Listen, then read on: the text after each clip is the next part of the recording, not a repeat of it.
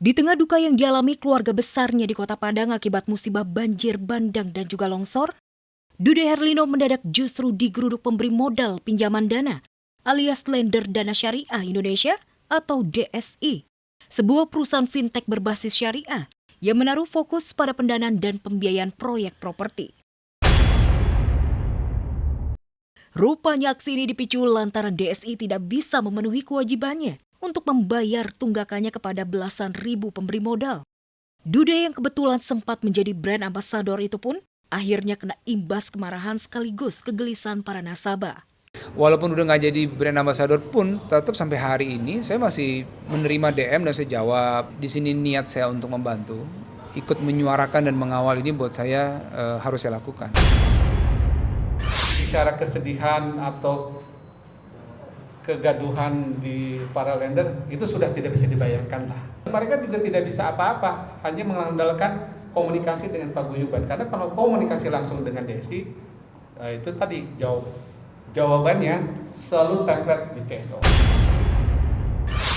Paguyuban ini sangat terbatas dalam sumber daya di mana melakukan langkah hukum itu. Jadi kita akan melakukan langkah hukum yang benar-benar presisi dan efisien. Apabila memang kondisi mengharuskan kita melakukan langkah hukum yang bersifat litigasi, kita akan menempuh ke sana. Masih dari keluarga di sana memang jalur masih terputus ya. Jadi dari Kota Padang, tante saya di Kota Padang dia nggak bisa kemana-mana, hanya bisa di situ saja. Belum lama berstatus duda, Nadehun sudah dilirik Fujian. Kehadiran Dehun ke kediaman Fuji membuatnya terkesima. Kehadiran Dehun itu benar-benar menghipnotis Fuji. Putri bungsu Haji Faisal itu sama sekali tak berkedip ketika opa Korea itu mengajaknya untuk kolaps. Lantas benarkah usai bolak-balik disakiti pria lajang, Fuji kepincut duda anak 3. Bercerai dari Julia Prastini seperti membuat Dehun terlepas dari beban. Wajahnya yang sempat datar tanpa ekspresi saat menghadapi perceraian karena diselingkuhi wanita yang karib disapa Jule, kini begitu lepas ketika bersama Fuji. Meski baru pertama kali bertemu, namun Fuji dan Dehun seperti memiliki chemistry. Bahkan gombalan Fuji saat collab membuat Dehun salah tingkah. Wajah Dehun memerah dan akhirnya keduanya pun saling lempar gombalan yang bikin suasana jadi riuh. Lantas benarkah Fuji benar-benar terkesima dengan Dehun sejak pandangan pertama? Lantas bagaimana dengan Dehun? Benarkah Dehun sudah mulai move on dan siap membuka hati untuk wanita baru? Saya berharap terbaik sih. Mohon doanya aja. Wanita mana yang tak suka dengan sosok Dehun? Selain tampan, ia juga begitu telaten saat mengasuh ketiga anaknya yang masih kecil-kecil. Bahkan Fuji juga dikenal telaten merawat Galaskai keponakannya dan menyukai anak kecil.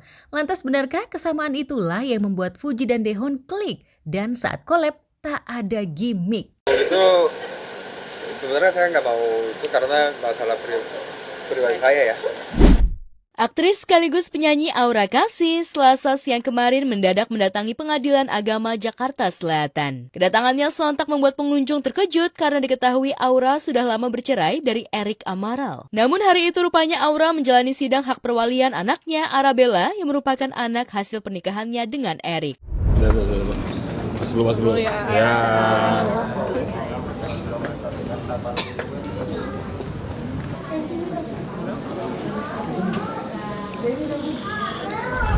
Usai menjalani sidang, Aura pun menjelaskan bahwa meski mendapatkan hak asuh penuh atas putrinya, namun ia masih perlu ketetapan hukum agar memudahkannya mengurus administrasi dan segala dokumen seperti paspor, visa, ataupun keperluan sekolah bagi putrinya.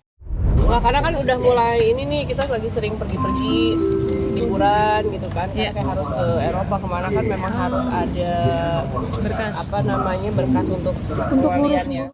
Jadi nggak perlu urusnya nggak ribet kiri kanan gitu kalau udah punya berkas hak perwaliannya. Pada kesempatan itu juga terungkap jika selama ini Aura tak pernah mendapat nafkah anak dari mantan suaminya Erik. Meski begitu, ia tak pernah mempersoalkan hal itu karena sejak memutuskan bercerai tahun 2021 silam, Aura sudah menyiapkan mental menjadi single mom bagi putri semata wayangnya. Ia pun mengaku tak lagi berkomunikasi dengan Erik. Seperti apa ya, gampang-gampang susah sih mas, tapi kan tetap harus dijalanin. Ya aku dari dia umur 8 bulan udah sendiri ya, jadi ya terlalu susah untuk jalaninnya gitu. Itu gampang susah aja. So far alhamdulillah ya baik, udah 6 tahun, udah masuk SD,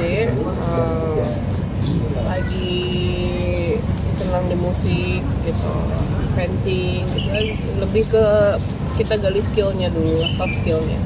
Saya udah nggak ngobrol kalau saya. Pemirsa, nasib kurang beruntung masih tidak berpihak pada Nikita Mirzani. Majelis Hakim Pengadilan Tinggi Jakarta memutuskan memperberat hukuman terdakwa Nikita Mirzani dalam sidang putusan banding yang digelar Selasa kemarin. Dalam putusannya, Majelis Hakim mengubah vonis Pengadilan Negeri Jakarta Selatan dari 4 tahun penjara menjadi 6 tahun penjara dan denda 1 miliar rupiah. Dalam sidang yang terbuka untuk umum tersebut, Hakim Ketua Sri Andini membacakan amar putusan yang menyatakan Nikita terbukti secara sah dan meyakinkan bersalah. Ia dijerat pasal berlapis, yakni tindak pidana ITE dan tindak pidana pencucian uang atau TPPU. Menyatakan terdakwa Nikita Mirzani tersebut di atas terbukti secara sah dan meyakinkan bersalah melakukan tindak pidana. Kita takutnya kasasi bisa lebih tinggi. Hakim PT mengatakan bahwa mereka memberikan hukuman ini supaya Nikita ini menyadari kesalahannya dan tidak mengulangi. Selain pidana, Nikita juga diwajibkan membayar denda sebesar 1 miliar. Jika denda tersebut tidak dibayarkan, maka akan diganti dengan pidana kurungan selama 3 bulan. Sementara masa penahanan yang telah dijalani terdakwa akan dikurangi seluruhnya dari pidana yang dijatuhkan. Single era makin menyala. Barangkali itulah yang pantas disematkan untuk selebgram Tasya Farasya. Setelah resmi bercerai dengan Ahmad Assegaf pada 12 November kemarin, tak sedikit pun Tasya terlihat murung atau galau meski sang mantan sempat ajukan banding yang kemudian dicabut kembali. Aku selalu ceria loh, apalagi kalau acara Jakarta X Beauty aku pasti ceria karena ini ketemu teman-teman online di sini dan visit ke booth yang brand-brand yang emang aku suka. Alhamdulillah lega, akhirnya udah final, udah selesai semua dan hubungan antara aku sama dia yang penting anak-anak tuh gak menjadi terkena imbasnya, kita tetap jaga hubungan baik dan anak-anak tetap bisa bertemu dengan ayahnya.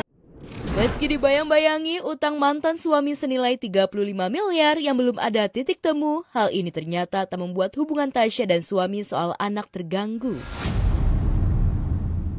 Sepertinya Tasya ogah ambil pusing juga perkara hutang. Sebaliknya, ia kian getol kerja cari cuan dan aktif dengan sejumlah kegiatan lainnya. Boleh jadi ini bentuk pelampiasan terbaik Tasya setelah guncangan perceraian dengan Assegaf. Melakukan aktivitas seperti biasa aja, kerja, padel, main sama anak-anak, sentan sama anak-anak, terus liburan sama tim sambil kerja gitu. Ya paling gitu-gitu aja sih. Doain ya.